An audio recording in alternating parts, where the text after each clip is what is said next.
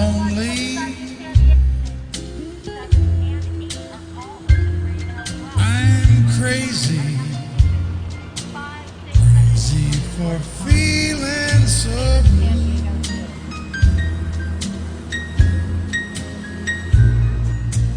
I knew you'd love me as long as you wanted, and then someday you'd leave me for somebody new. Oh, worry, why do I let myself worry?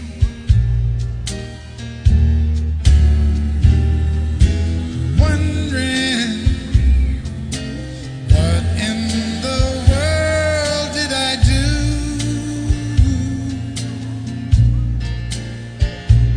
Oh, crazy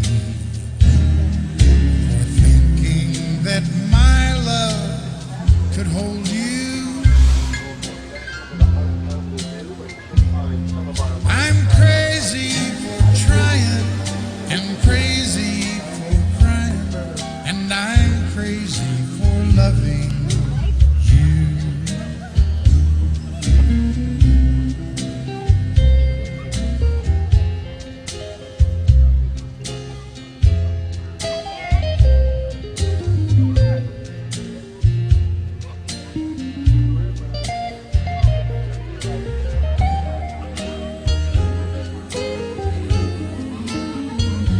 Oh, worry, why do I let myself worry?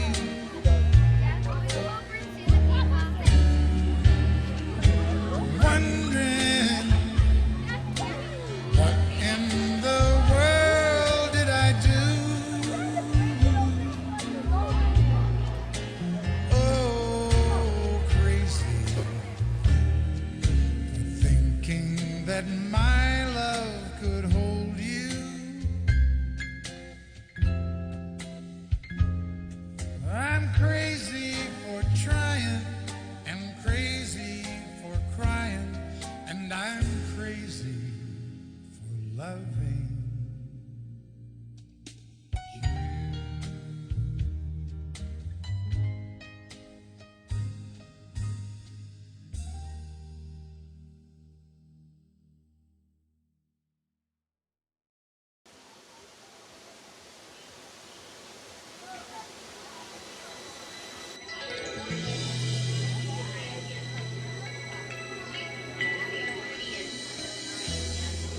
Wise men say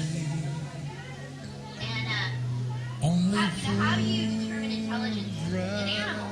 Well, rush looking at primates, well, if they can solve a problem, then that's a sign of intelligence. Smart. Well, what kind of problem do you give an orangutan? Not an SAT. Something in the form of a puzzle box, where there are main kind of box, treats inside, and they have to figure it out. Like this. If I can help falling in love with you, like a river flowing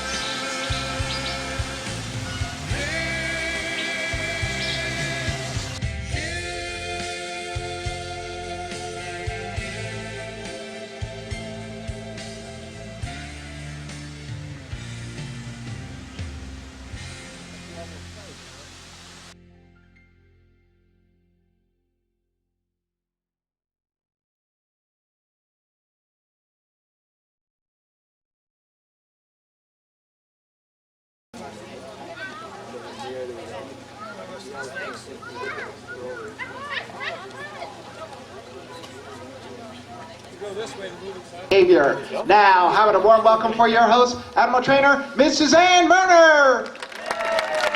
Oh, thank you very much. What a nice audience you all are. Welcome to the world-famous San Diego Zoo and to our show, The Wild Ones. Won't you please extend that nice warm welcome to my partners. This is Terry Kelson, Lorena Walton, and Mr. Mark Freeland. Let's Sky, working our way down to ground level, sharing with you many different animals, how they've evolved to fit into specific ecological niches. Now, you've noticed that animals share the same type of vertical space, but they'll utilize it in many different ways depending upon their natural adaptations. We hope to increase your knowledge and your appreciation for some of these great creatures that share our planet. Today we're going to start right here in our own backyard. Not only North America, but the San Diego region has many of these gorgeous birds flying amongst us. In fact, right here in our canyon, you can find red-tailed hawks. Kiowa has been patiently awaiting his spot in the show, up in the remote release cage located at the top and the center of our stadium. Now, red-tailed hawks will frequently utilize contours of the land for sneaking up on their food source. I've placed lunch here in my hand, or in my gloved hand, I should say, the contours of the land this afternoon. You folks seated here in the center section. So many of you already have guessed this is not the time to stand up for a Kodak moment. Don't hold the youngsters up for a better view. Now, I cannot tell you how low this guy flies. His nickname is Kamikaze, Kiowa. And you can feel your hair part. So if you have youngsters with you, please make sure they're well seated or hold on to them as he makes his flight down. You'll need to grab this little cute morsel there in the red shirt and make sure he takes a seat. And one other little thing you might want to know about, Kiowa hasn't been flying much this past year because we've had a lockdown on all the birds here in the San Diego County with Newcastle's disease. So we've just started presenting him in our shows once again. So this will be only the second time he's flown down. So keep your fingers crossed and hopefully he'll make a nice A to B. Okay, it looks like we're pretty well seated. Ladies and gentlemen, if you will, focus your attention to that flight cage at the top of our stadium. This is Kiowa, our red-tailed hawk. Nicely done, Kiowa. Woo! I got the adrenaline going. So if you haven't had your morning coffee, you now don't need it. He's impressive, isn't he? Okay, you got to see it from my perspective. Okay, what he's doing right now is mantling. It's a very natural behavior that red-tailed hawks, as well as many other birds of prey, will make once they've done a kill. They're basically shielding their kill from any other eyes in the area, any other predators that might want to swoop down and try to steal a free lunch. Most questions that are asked down here, can he see the food from way up there, down here on the glove? Most certainly can. They have excellent eyesight. It's about 8 to 10 times better than our own. Well, what the heck does that mean for you folks? We've given you a small demonstration. What we've done is taken the front page of our local paper, we've tacked it on a large eucalyptus tree high over here on our hillside. It's about 200 feet from where you're seated this afternoon. If you had his keen vision, you'd be able to read that paper line for line from where you're seated. About half of you are still trying to locate the tree. These birds will live well into their 20s. He's about 5 years of age right now, and that's Kiowa, our red-tailed hawk. Well, we're going to go ahead and move to Southeast Asia, and we're going to move not all the way down to the ground level because we're going to keep you in the canopies, areas like Laos, Cambodia, Vietnam, and the Malay Peninsula. Our next guest is a veteran. She's moving out at top speeds, leaving a trail of smoke behind. Her name is Shaymao. Give her a nice warm welcome. That's Shaymao, our Binturong. Thank you very much, Suzanne. Thank you, folks. Shaymao is a rather interesting, unique-looking animal if you've never seen a Binturong before. Well, as Suzanne mentioned, we're going to come out in the limitless sky, back down to the treetops. So we're going to ask Shaymao to come over to our, well, actually, I don't know if we're going to ask her to do a walk across our branches here, because you see, as Suzanne did mention, Shaymao is one of our senior citizens here. She's over 14 years old, and she kind of picks and chooses when she does a show, and she actually kind of picks and chooses what she does in the show. So I'm going to ask her to go across our branch here, but if she chooses not to do so, that's okay. We'll just ask her to go ahead and do one more behavior. Now, we're going to ask her to go across our branch, and as she goes across our branch, I'd like you to notice how she's going to utilize her tail. Okay, miss, are you in the mood? Shaymao? No. See if you can't go up this branch here for us. That a girl. There you go. See how she's using her tail? She goes across our branch. Do you see that? Well, you're right. She didn't use it at all. Binorongs possess a prehensile tail. They use their tail as an extra paw or a grip. She wouldn't hold her complete body weight from her tail, but she would use it to give herself a little extra support if she felt the need to do so. Now, binorongs have several interesting nicknames. They're sometimes known as banana bears. They're also known as bear cats. If we take a look at Shaymal's face, we can probably see several cat-like features. In a moment, we're going to ask her to show off with the bear part. A bear cat comes into play. Now, this is the one and only behavior we ask Shaymal to do. So when she does it, let her know you appreciate it, okay? All right, show them that little black bear. There it is.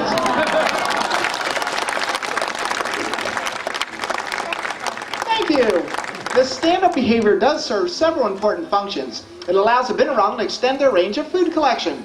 Also, if they happen to feel threatened by a predator, they could stand on their hind legs, puff their fur out like your house cat at home has the ability to do some cat-like vocalizations, and that would possibly scare a predator away. It can be a very efficient means of defense. A couple quick little facts about binorongs as we make our way off stage here. They have a very interesting adaptation. They can actually rotate their rear feet just about 180 degrees. They could come head first down a tree as opposed to having to back down like your house cat at home would have to do. Excellent adaptation to possess if you're in a treetop and you need to make a quick exit.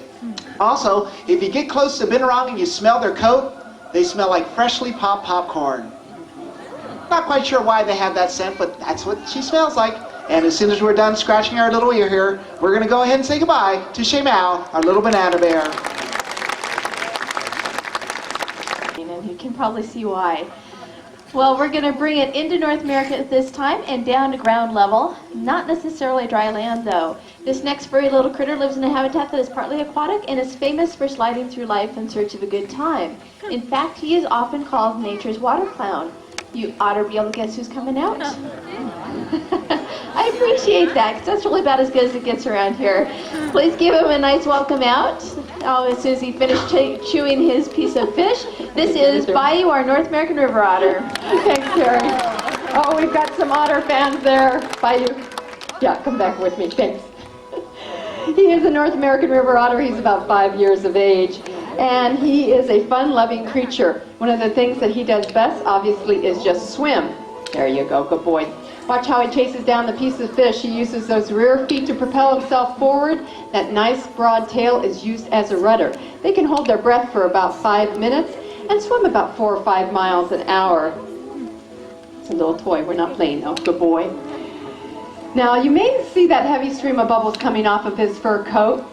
He's actually laced with fine, tiny air pockets or bubbles, and that's what will protect him from the environment, things like the rain, the ice, and the snow. In fact, they can spend many hours swimming in the water and not get their little coat wet down next to the skin. Only those yeah, that was just a little too soon. Only the guard hairs will get wet. Good job. One of the hardest things for this little guy is to do nothing at all, so we're going to ask him just to sit there for a minute or two. Okay, come on down here. Let's show the folks how we condition that fur coat. Out in the wild, they'll find some grass or some leaves. Here at the stadium, we use shavings. You're doing a fine job of nothing. Good boy.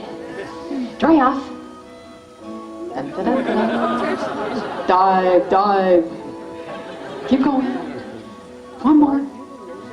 There we go. That's pretty good. Kind of looks like he's been rolled and shake and bake, doesn't it? Actually, 3 or 4 minutes of that behavior, he'd be totally dried off, as well as distributing the fine oils throughout his coat. Take a seat there, buddy. One of the behaviors they love to do out in the wild is referred to as tobogganing. They make a run out of ice, mud, or snow. They've been clocked going over 20 miles an hour doing this behavior. Ready to show them? Little otter slide? Good boy. All the way over here, and let's have some otter fun! Woohoo! Good boy. Bayou. Let's say goodbye to Bayou. That's our North American river otter. He did a great job. Well, about 20 minutes all on his own, so I want to make sure he is up, and he almost is, and he's all the way up. Very good. We're going to go ahead and leave North America, going to travel all the way over to the land down under Australia, staying on ground level. This is an animal that we're going to ask your help with. We're going to walk this animal along the front. So we're going to ask you, please remain in your seats. Don't try and reach out and try and pet or touch this animal. This animal began its life out of an egg this size. It's the second largest bird in the world. Focus your attention to the side door. I'd like to introduce to you Daphne, our emu from the land down under. Thanks, Mark. Oh, you can do better than that. Come on. Daphne definitely expects that nice welcome out here because she's been doing shows for about 25 years. Very large green eggs. Did you guys get to see one of her eggs? All right, each one of those eggs weighs about a pound and is equivalent to a dozen chicken eggs. So that's quite a bit of effort that the female is putting into her nest, and when she's done, she figures that she is done, she takes off and lets Joel Dad take over. Well, Dad is very dedicated because he will sit on that nest rain or shine for the next 60 days. But it gets even better than that, ladies, because once those chicks hatch out, Dad has babysitting duties for the next year and a half. I definitely like that part. And I heard, we're starting this generation off right. She says, I want to be an emu. All right, guys, what do you think the female is doing all that time? Hunting for food for herself, but nobody else. She really never comes back to see her babies. Never, right? So what are women famous for? Shopping. She's out there shopping. She's shopping the bachelor herds for me to do it all over again next year. I don't know about you, but I definitely think she's on the right track. And on that happy note, say goodbye to Daphne. It all figured out. Gives a whole new meaning to bird brain, don't you think, girls? Next time, take it as a compliment, maybe. Okay, so you've come to the world famous to see our exotic cat collection. We happen to have 3 new residents joining us in our show team. We received them about 3 months ago. They're still youngsters, just turned about 7 months of age. They're known as giraffe cats, or sometimes the poor man's cheetah. Any ideas of coming up? Servals, African servals. They inhabit the grassland. They're our babies. And here they come, spring-loaded little babies. Give them a nice warm welcome. That's Shuma, and this is Jabari. There we go. Okay, they're not trained, but we have a lot of fun with them. And you can see right away why they're known as the poor man's cheetah. A lot of times, unfortunately, their coats or pelts are sold off on the black market as cheetah pelts. And they are literally spring-loaded with those long legs and long neck. That's where the giraffe cat comes from. Oh, and here's Uche. Give Uche a nice warm welcome. There's the 3 brothers rounding out the show this afternoon. Take a look at those ears. They work independently. They are like huge radar dishes. Believe it or not, they can hear a mouse underground. They literally pounce through the grasslands, kind of charging the mouse to go forward in its little tunnel. They wait for the little mouse to come out and whack, they've got it. And if you're wondering about the white spots or the eyes on the back of the ears,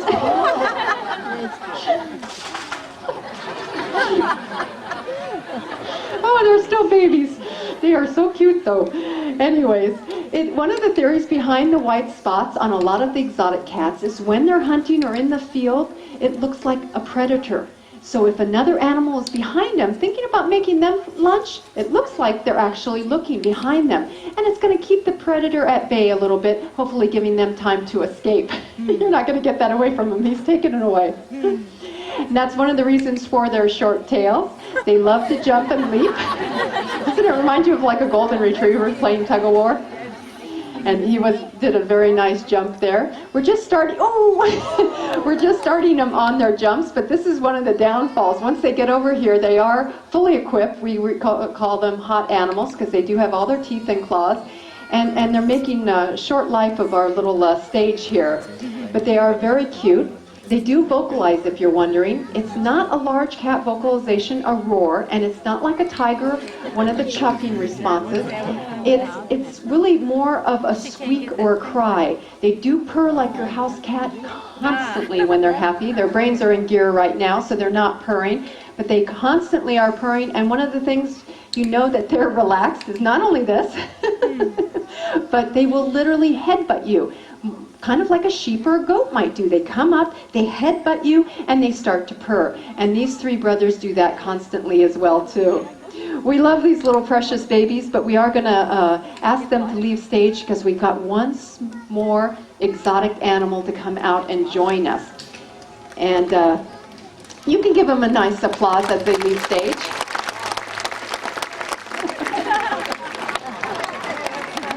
It's time to go. Because I don't know, it's so fun out here. But the applause actually is nice because over the years, believe it or not, your applause ends up being paired with something that they're doing, and they learn that that's a really positive thing. It's time to go, mister. That one is a ham. He'll stay out here all day. Well, now he's in the planter back, relaxed, and have you folks kind of stay seated and be quiet. This is probably one of the rarest of all the cats in the world. Several years ago, about 3-4 years ago, there were only 12 births worldwide. That gives you a clue on just how rare they are. We happen to have 2 of those 12 births that reside right here with us. They're 2 little females. And that's why we have our handsome boy here to have hopefully pair up with our gorgeous females in the future. And he's on his way out. You can give him a nice warm welcome. This is Norman, our clouded leopard, like clouds in the sky. Are you going to be reluctant to come out in the sun? The sun just came out. Clouded leopards are one of the rarest cat in the world. Isn't he gorgeous? He really demands respect and just kind of an awe-type animal.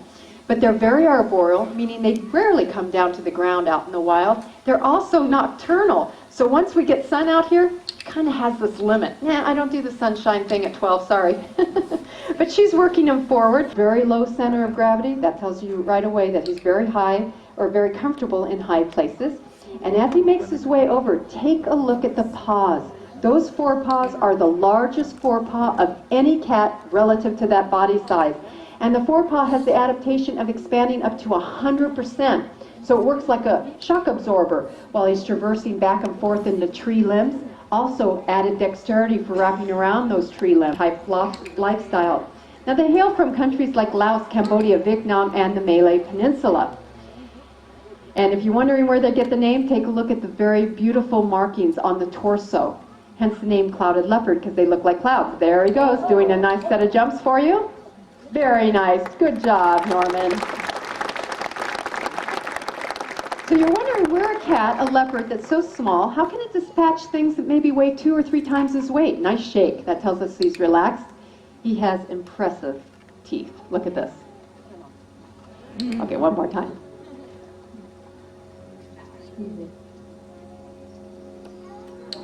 Okay, you're only seeing about 1/3 of that canine. They're 2.5 inches in length. It's the same size as a 350-pound Bengal tiger possesses, but keep in mind he's only about 58 pounds. So it's a pretty impressive dentition. Talking about those paws, he's like an acrobat, isn't he? And one of the reasons he's so well equipped for treetop lifestyle is that tail. If you had to have a tail, would not it be a clouded leopard tail? It comprises half of his body length, and it comprises about 50% of the total body length of the cat. There's about 3 feet of cat and 3 feet of tail. Believe it or not, it's semi-prehensile. Now, of course, he can't hang like a New World monkey might and suspend his entire weight by it, but he will wrap it around a branch and kind of give himself some extra security. He says, yeah, I don't like that sunlight. He's going to just wait here while we close out our show, but we want to say something to each and every one of you before you leave, and that is simply, thank you so very much for spending a small portion of your day with us, and make sure you come back and see us again real soon. Bye-bye, everybody.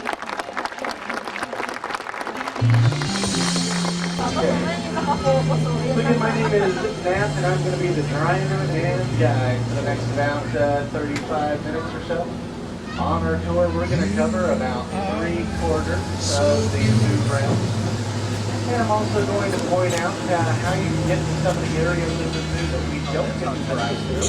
And that way, after the tour is over, you can head straight back to some of the areas of the zoo. You are so beautiful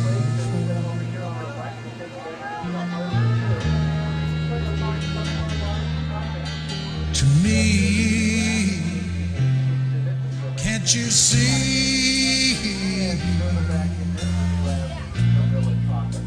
You're everything that I'd hope for. You're everything I need. side there is the Sky Park, or You are so and also beautiful the children's zoo in that part of the zoo, the rest to of the me.